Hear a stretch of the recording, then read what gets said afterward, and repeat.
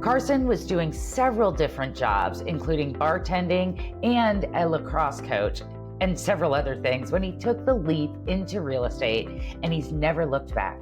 In this episode, Carson shares his approach to the business, his client relationships, and gives advice that will benefit anyone in real estate. Welcome to Unlocking Real Estate, My First Commission, where we dive into real stories, big wins, and early lessons learned from highly successful rookie real estate agents and brokers. This is the series where we explore how real estate transforms lives, one home at a time, by sitting down each week with a new agent or broker who has found incredible success in their first year. Your hosts are instructors and leaders at Colibri Real Estate School, one of the largest real estate educators in the nation, where we focus on helping people like you get started or find continued success in their careers. Hello, and welcome to Unlocking Real Estate, My First Commission. I'm your host, Tina Lapp. I'm head of industry relations and career excellence at Colibri Real Estate. I've been in real estate education for over 30 years, helping individuals enter and thrive in their real estate careers. We are here today with Carson Erickson. Carson, welcome to the podcast. Will you introduce yourself, where you live, and what company you're with? Yeah, absolutely. Thank you for having me on. My name is Carson Erickson. I live in Forest Lake, Minnesota, and I serve kind of the surrounding areas of the Twin Cities, more on the northern side. And then I'm with Call It Closed International Realty, and I'm a part of the Clausen Home Group team. Wonderful. And thanks again for joining us. So, Carson, we're going to start at the beginning of your journey here in real estate. And can you start with telling us what inspired you to start a real estate career? Yeah, absolutely. I feel like I kind of grew up around it. So my stepmom's a real estate agent, my mom's a loan officer, and my dad's a financial advisor. And they all have their own investments. And I was able to kind of grow up in that world and see, what that can offer and kind of lifestyle that you can have just with the flexibility as well as the income aspect of it. So I felt like it was kind of a natural calling for me. And so I thought I'd jump on the train. Yeah, with having folks in those roles growing up, wow, you definitely had some insight into the industry for sure. So Yes. what were you doing before you got into real estate? So before I got into real estate, let's think here. I was working a number of jobs. I came back from college. I got my 2-year degree, and I knew that definitely wasn't the route that I wanted to take. Okay. So I just started working a ton. Things like I was a city worker, cutting down trees. I was doing side projects, bartending, and I knew I wanted to be a real estate agent. I just thought I need to get myself a little bit more ready to kind of jump into that role of real estate. And so that's kind of when the process started. Okay. And so was there a moment that was like, aha, like what made you finally make the leap? Ooh, that's a good one. I would have to say it kind of just was like more of a gut feeling. I was like, all right, It's about time. Let's just do it. Tired of doing all the different jobs and everything else. Yeah. So I was like, here we go. Let's jump into it. And I met with my mom, who's a loan officer, and she was like, you should talk to my team lead and mentor, Melissa.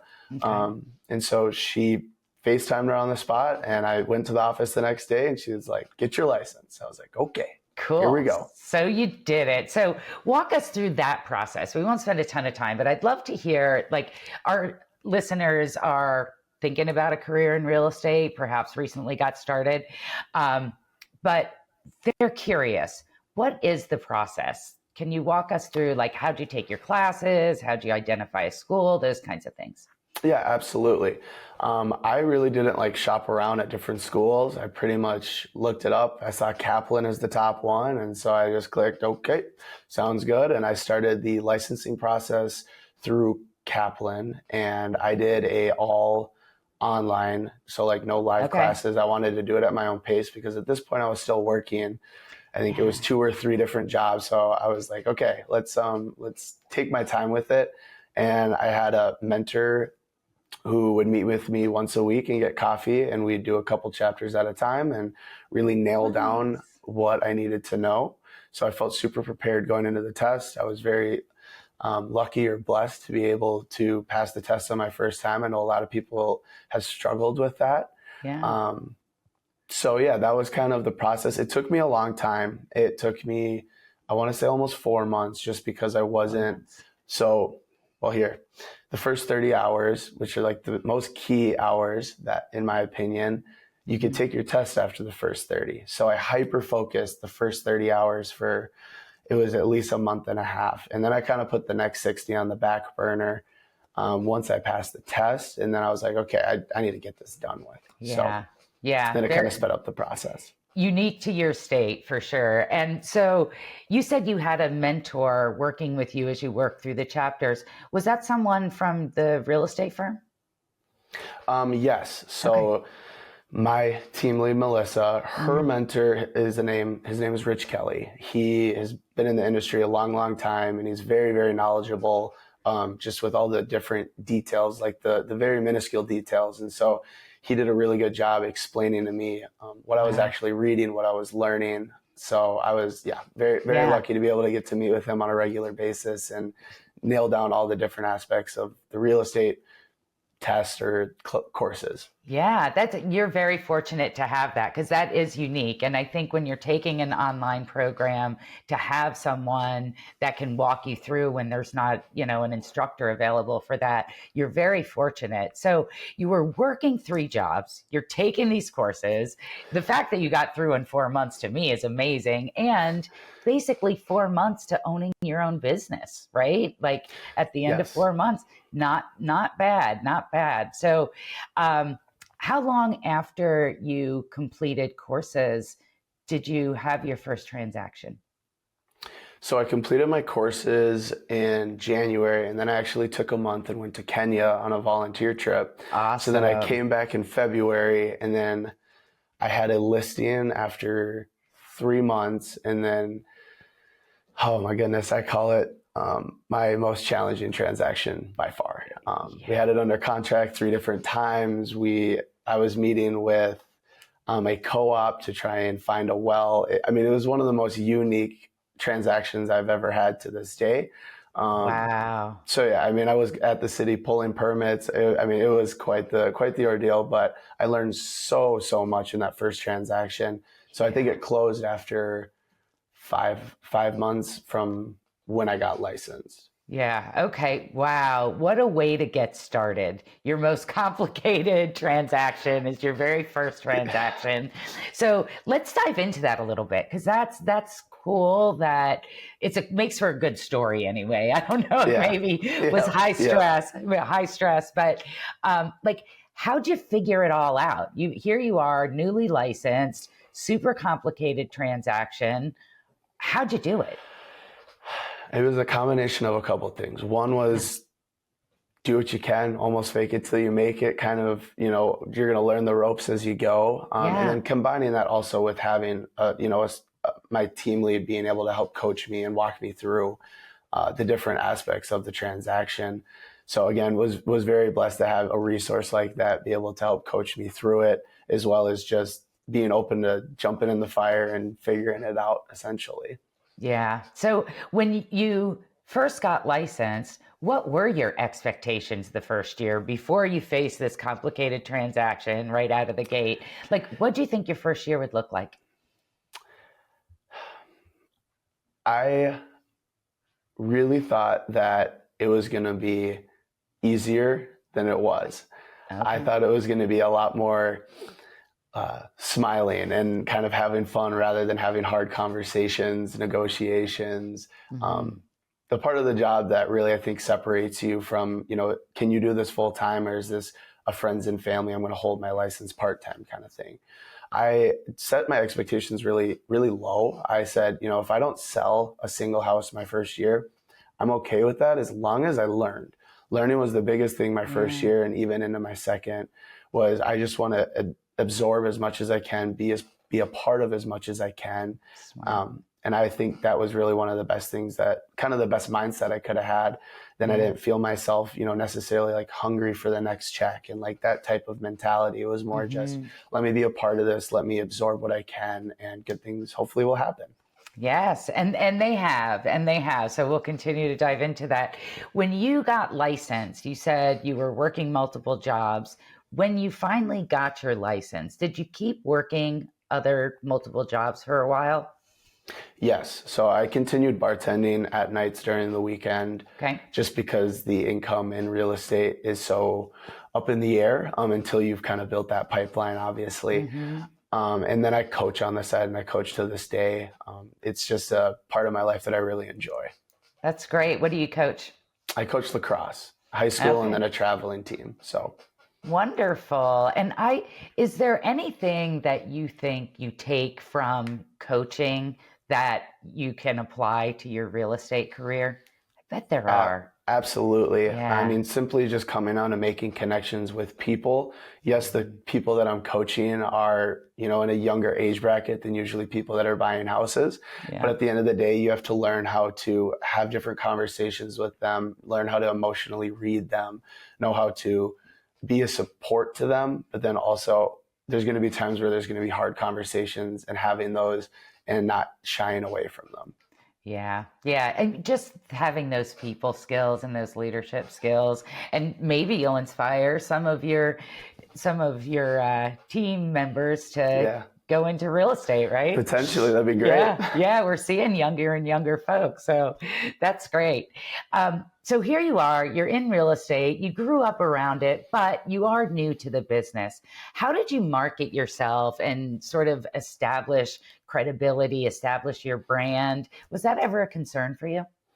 Oh, absolutely. I mean, Okay. being on the younger side of agents, I definitely struggled with kind of, do I really feel qualified? Why would someone want to work with me? And so I think a lot of it is kind of that mental battle of like reassuring yourself that you do know what you're talking about Yeah, and there's a reason you're doing this job, and that reason is to help people. yeah. Um, does that kind of answer the Yeah. question? Sorry. Yeah, yeah, for sure. No, that's great. So when you started doing your marketing, how'd you market yourself? Was it social Oh, media? yes. Was it mailers? Was it like how'd you get your name out there? Definitely social media for sure. Okay. Growing up around in the world of social media, as well as my team lead having a very strong presence on social media, I could see the power that comes with that. Um, and so I started hitting social media really, really hard. I was posting, 3 to 4 times a week, trying different things. I got a lot of recognizability. So in Minnesota, our lakes freeze, and I did this thing called Waterfront Wednesdays, where every Wednesday I'd chop a hole in the ice and I would talk about different lakes in Minnesota, and just different fun Okay. facts about them as I get into the lake and sit there freezing. So I know a lot of people enjoyed watching me suffer, and we're right around the corner as the lakes are starting to get a little chilly here. So that was one way that I can kind of think specifically really helped me get my name out there. I mean, Yeah. as far as credibility, I was posting once a week about different topics in real estate. And for me to sit here with a camera and talk for 60 seconds about, a certain aspect of real estate, I definitely had to know it. And so that kind of would force me to really, really know what I'm talking about. So then I could have Yes. these videos and try and educate people. That's great. I love that. And it is sad that people take pleasure from other people's pain. So there you are freezing on Yes. the ice Yes. and people are just loving it. Um, that's great. How'd you get your first client? Facebook Marketplace, Okay. actually. I so my first listing was a family member's. Was very blessed to have that opportunity, and from Hmm. that, I mean, I had a number of open houses. I mean, open houses played a major part in my first couple transactions for sure, and then still to this day. So I posted my listing on Facebook Marketplace. I had someone reach out wanting to look at it. They ended up actually getting there 30 minutes before our scheduled time and texted me and was like, "Hey, this isn't for me." And I was like, "Oh, I'm just getting in the car. Okay." Yeah. And then I kind of transitioned that to setting an appointment. And then from there, I actually got a listing out of it. And he ended up moving 3 hours away, and he found another agent over in that area that specified in that area. Yeah. But then I was on the listing side, and that was another complicated transaction for sure. But I'm glad I went through it. You seem to attract the complicated ones, although I would say, you always hear no two transactions are alike. And so, there's 100%. probably a lot of complicated ones out there. You mentioned open houses. Can you talk a little bit more about that? Some people swear by them. Some people say, no, they're a waste of my time. I don't want to do them. And they pass them to people like you who like to do open houses. Talk to me about the value in open houses and how they've been successful for you. So, open houses, in my opinion, I think can be one of the best ways to grow your business. When we have new agents join our team, so I'm a mentor on my team now. Cool. When we have new agents join our team, we push open houses. At least try it for 3 months, try it for 6 months, but like really, really try it. Be very specific with the open houses that you're doing. Yeah. If you're driving into the middle of the nowhere to a house that's been on the market for 200 days, chances are you are wasting your time. So be very specific with the open houses. That would be one thing I recommend. And then honestly, knowing details about the house, just so that makes conversation with people that are walking in so much easier. And then also just being very comfortable, honestly, scripting, like knowing what you're going to want to say, knowing how people are going to respond, and being able to read the type of person that comes in. There's people that are going to come in that are going to want to talk, they introduce themselves, they want to sit down and have a jolly old time with you. And there's other people that are like, please don't talk to me, don't look at me. I just want to look at this home. So, and you have to find that balance and just kind of really read the person in those initial few seconds based on, you welcoming them into the home. So yeah, that's kind of my recommendations and my take on open houses. Yeah, that's great. That's great advice. And you mentioned you are now a mentor. You squeeze that in there. Talk a little bit about that and how you became a mentor. Yeah, absolutely. So one of the big parts of me becoming a mentor was we made a brokerage change. We were at a former brokerage, and then my team lead got the opportunity to be the broker for Call It Closed International Realty for Minnesota. With that came a lot of agents wanting to join the team, be a part of this new model that we were offering. So her plate, got significantly more full, and she had to pull me and another agent to try and take on some of those newer agents and really kind of get their motor turning, essentially. Yeah. And what is the most important thing that you try to instill in new agents? Because you were one not too long ago. Yeah, and now you're on the other side because you've had such success. So, and congratulations on that. So now what's the most important thing, do you think? Thank you first. As well as I would say the most important thing that I try and instill would be, I guess, two things. Show up as often as you can, even if it's, you can only give 50% that day, give all 50% that day, right? Don't short yourself by not showing up. And then also kind of on the other side, do business the way you do business. I don't think there's a set model. One thing that works for me isn't necessarily going to work for another. And I think that's one of the great things about real estate is that you can do what works for you and you can be very, very successful doing it. That's great advice. They're fortunate to have you as a mentor. Thank you. Going back to your first year, you just said a couple of things I wanted to dive into. Going back to your first year, when you started, did you target a specific audience, a demographic, buyers or sellers, or were you kind of I was chomping at the bits for anything I could get that was within reason for driving.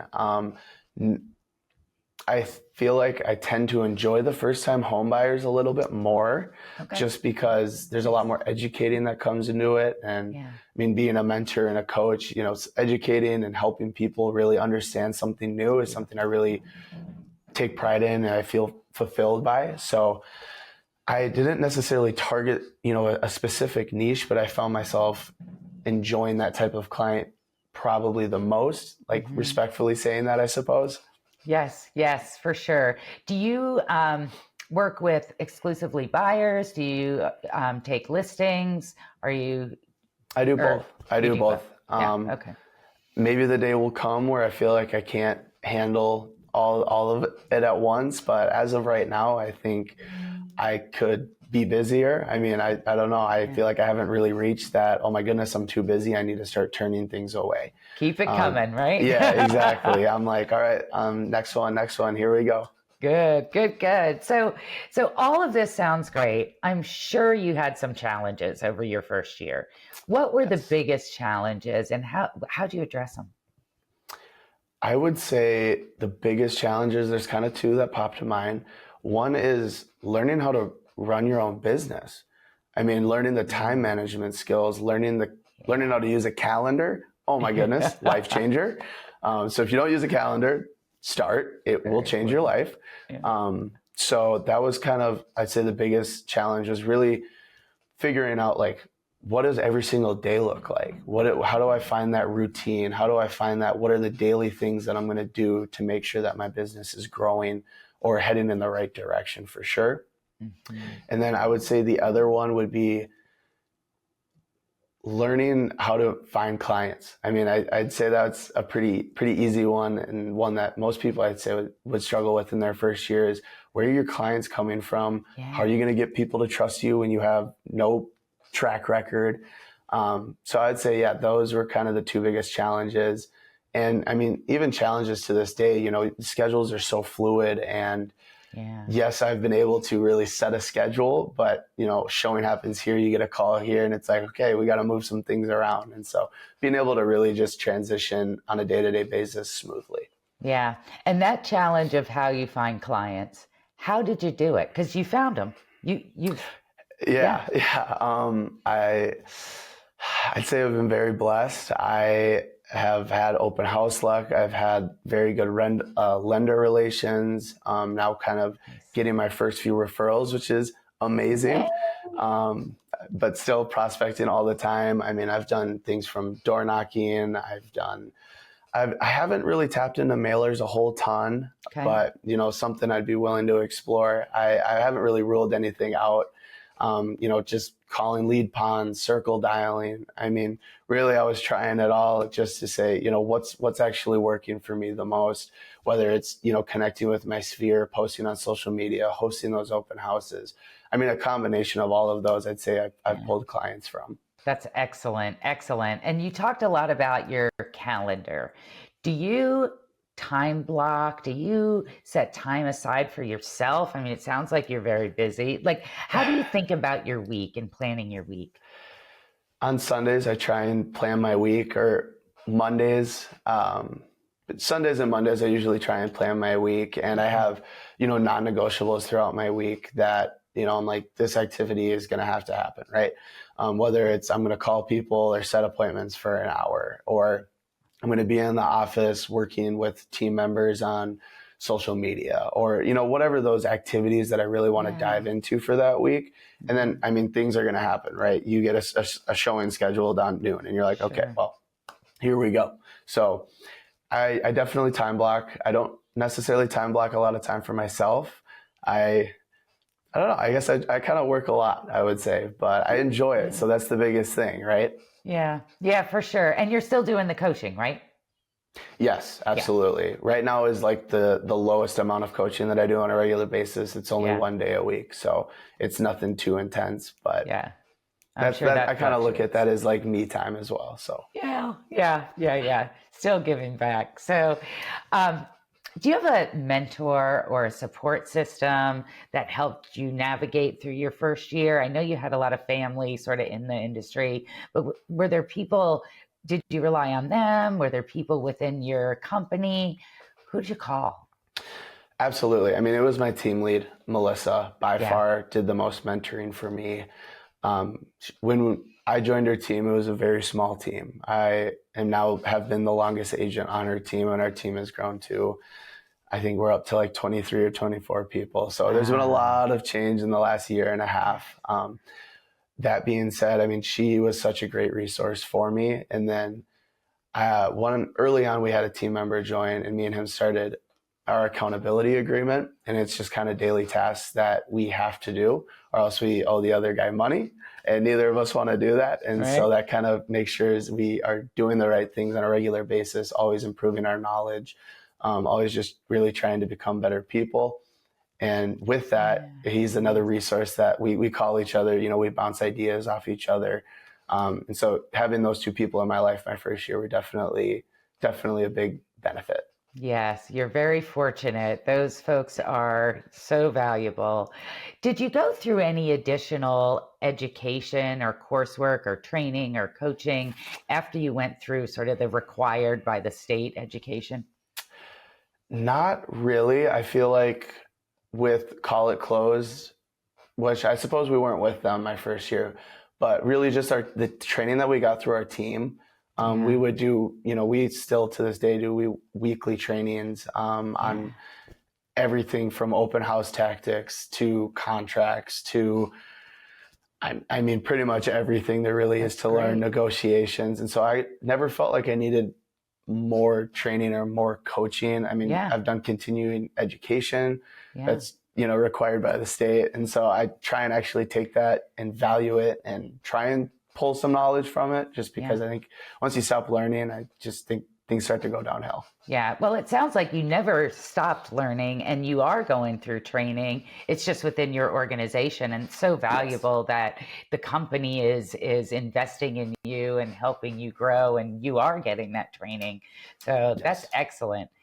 So Carson, are there any funny, memorable experiences from your early days when you were still learning and maybe did something wrong? Like, we're all human, right? Mistakes happen. Totally. Is anything you can think of?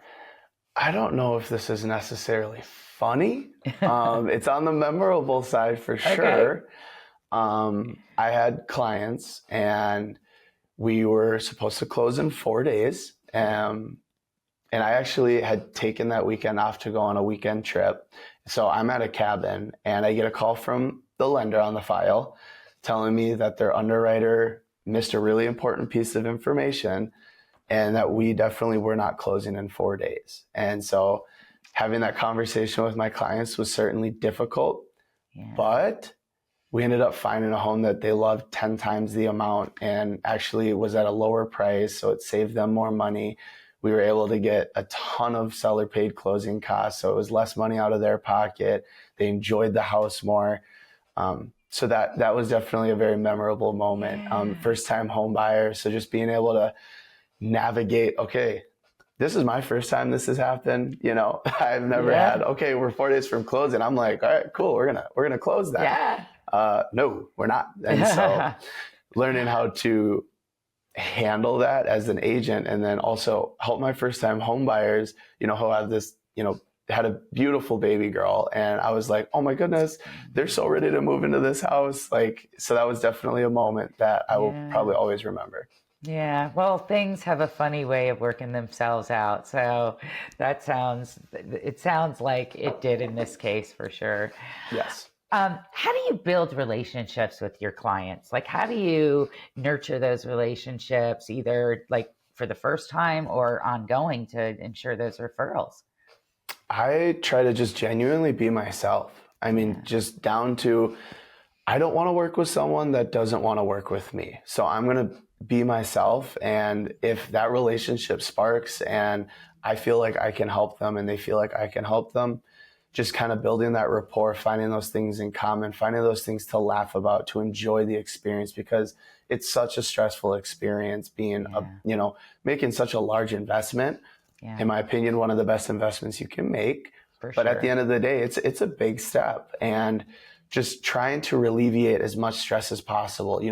Let's enjoy this process, right? And let's not be super stressed about it. And so kind of like just framing it right away is like, hey, I want this to be an enjoyable process.